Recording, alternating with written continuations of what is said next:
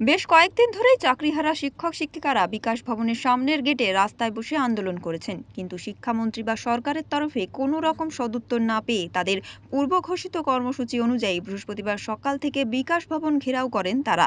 চাকরি ফেরত চেয়ে বিকাশ ভবনের মেইন গেট ভেঙে ভিতরে ঢুকে পড়েন চাকরিহারা শিক্ষকেরা। পুলিশের সঙ্গে ধস্তাধস্তিতে জড়িয়ে পড়েন শিক্ষকদের একাংশ।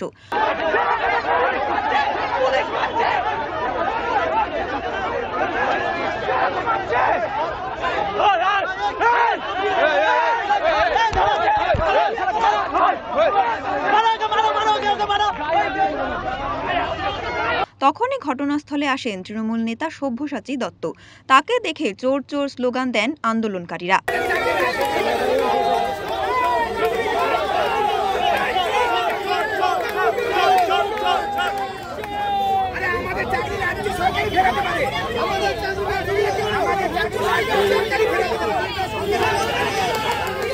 অপরদিকে আন্দোলনরত চাকরিহারা শিক্ষকদের একাংশকে মারধর করার অভিযোগ ওঠে সল্টলেকের তৃণমূল নেতা সব্যসাচী দত্তের অনুগামীদের বিরুদ্ধে।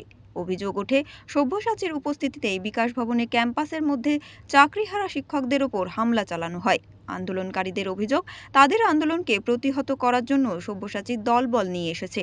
ঘটনাকে কেন্দ্র করে বিকাশ ভবন চত্বরে ব্যাপক উত্তেজনার সৃষ্টি হয়। যদিও তৃণমূল নেতা সব্যসাচী দত্ত হামলার অভিযোগ সম্পূর্ণ অস্বীকার করেছেন।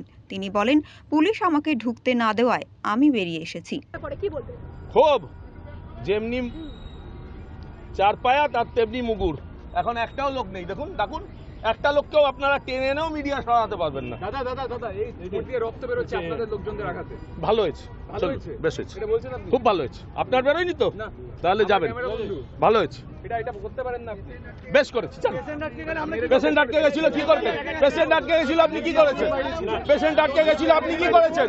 পেশেন্টকে আপনি রিলিজ করিয়েছেন, পেশেন্টকে আপনি রিলিজ করিয়েছেন। আপনারা চান পেশেন্ট মরে যাক, তারপরে ওটা নিয়ে আপনারা ইয়ে করবেন। চলুন। মানস চৌধুরীর রিপোর্ট, ওঙ্কার বাংলা।